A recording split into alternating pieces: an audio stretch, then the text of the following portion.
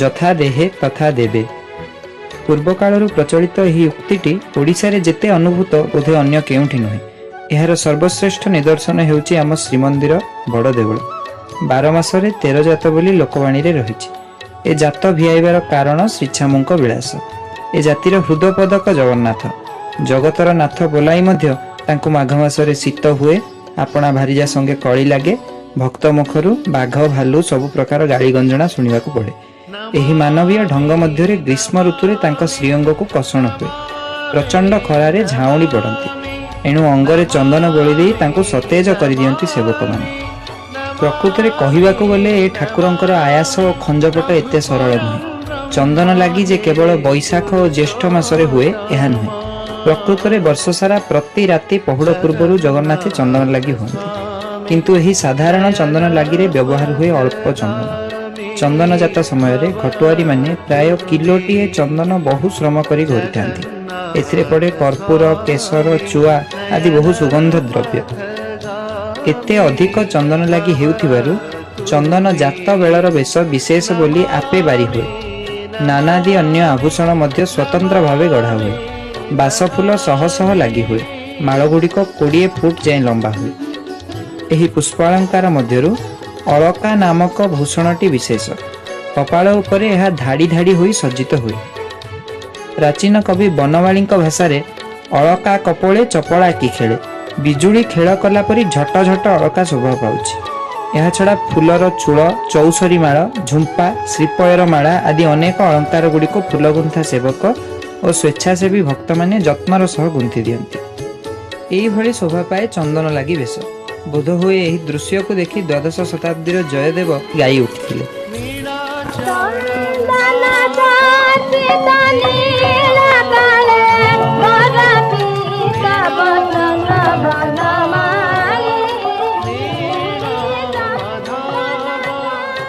ବେଶ ଛଡ଼ା ଚନ୍ଦନ ଯାତ୍ରାର ଆହୁରି ଗୋଟିଏ ପ୍ରମୁଖ ପର୍ଯ୍ୟାୟ ହେଲା ଚାପ ଖେଳ। ଅକ୍ଷୟ ତୃତୀୟାରୁ ସ୍ନାନ ଯାତ୍ରା ପୂର୍ବ ଦିନ ଯାଏଁ ଚନ୍ଦନ ଯାତ୍ରା ପାଳିତ ହୁଏ।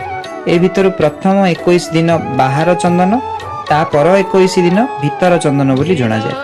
ବାହାର ଚନ୍ଦନ ସମୟରେ ହିଁ ଚାପ ଖେଳ ହୁଏ।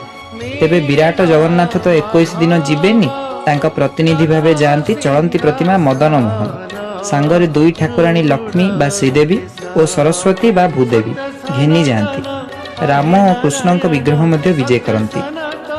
ପୁରୀର 5 କୋଟି ମହାଦେବ ଲୋକନାଥ, ମାର୍କଣ୍ଡେୟ, କପାଳମୋଚନ, ଜମ୍ବେଶ୍ୱର, ନୀଳକଣ୍ଠ ଏମାନେ ପଞ୍ଚୁପାଣ୍ଡବ ନାମରେ ଜଣା।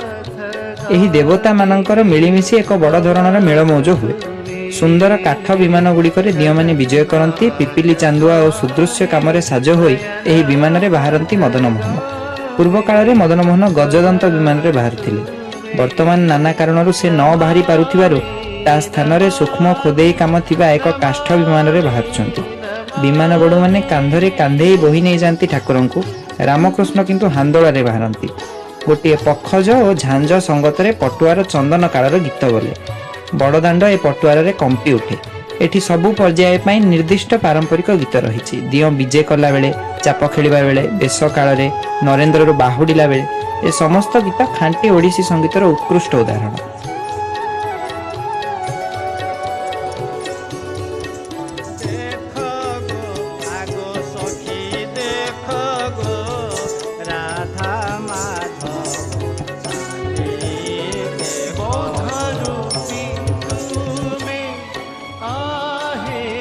ଓଡ଼ିଶାରେ ବୋଧେ ଗୋଟିଏ କବି ଏଭଳି ନଥିବେ ଯେ କି ଚନ୍ଦନ ପଟୁଆରକୁ ଲକ୍ଷ୍ୟ କରି ଧାଡ଼ିଏ ନ ଲେଖିଥିବେ।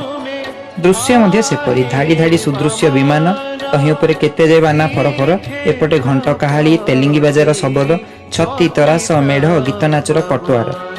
ଏତେ ଜାକଜମକ ଦେଖି କେଉଁ କବିର ବା ଧାଡ଼ିଏ ଲେଖିବାକୁ ମନ ବଳିବନି। ବନମାଳୀ, ଦୀନକୃଷ୍ଣ, ଭଞ୍ଜ, କବିସୂର୍ଯ୍ୟ ସଭିଏଁ ଚନ୍ଦନ ଗୀତ ଲେଖି ଯାଇଛନ୍ତି ପୁରୀରେ। ତେବେ ଅଷ୍ଟାଦଶ ଶତାବ୍ଦୀର କବି ବନମାଳୀଙ୍କ ରଚନା ବେଶ ଜନପ୍ରିୟ।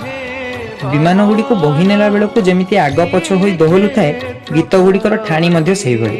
ସେ ତାଳଟି ଝୁଲା ବୋଲି ଜଣା। ତାକୁ ଶୁଣିଲେ ନ ଝୁଲି ରହିବା ଭାରି କଠିନ। ଏହି ପଟୁଆରରେ ମଣିମା ନରେନ୍ଦ୍ର ସରୋବରକୁ ବିଜେ କରନ୍ତି। ପାଞ୍ଜି ଅନୁଯାୟୀ ବୀର ନରସିଂହ ଦେବଙ୍କ ପାତ୍ର ନରେନ୍ଦ୍ର ମହାପାତ୍ର ଏହାକୁ ଖୋଳାଇଥିଲେ।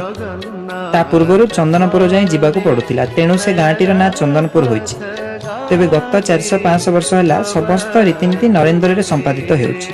तेबे एते खरारे बाट चालू चालू आम ठाकुर थकी जाती, एणु पथरे केतोटी स्थान रे विश्राम पाई रहंती। विश्राम काल रे अनेक मठ तरफ भोग अर्पण हुए, एहाको पंक्ति भोग कहुए। भोग चढ़ाई देहर टिके बल फेरिले ठाकुरे पुणी बाहरी पड़ती शोभा यात्रा रे। नरेन्द्र पहुँचिले सेठी तांको अपेक्षा रे थाए 2 गोटी नाव।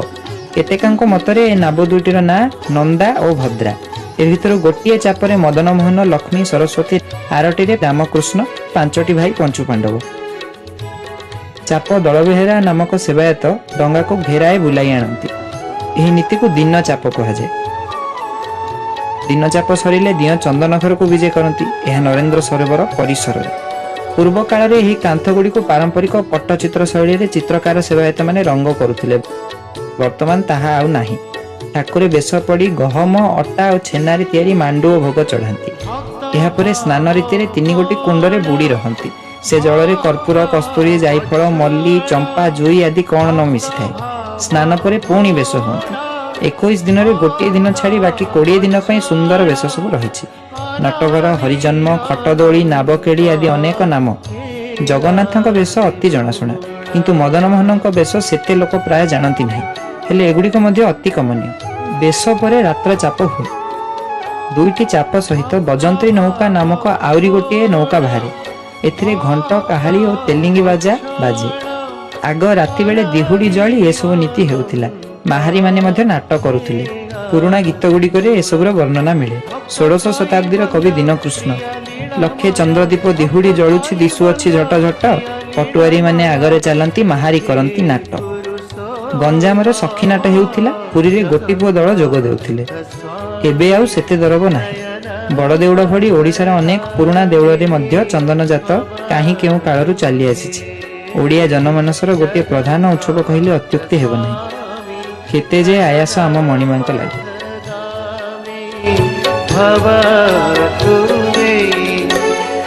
नमामि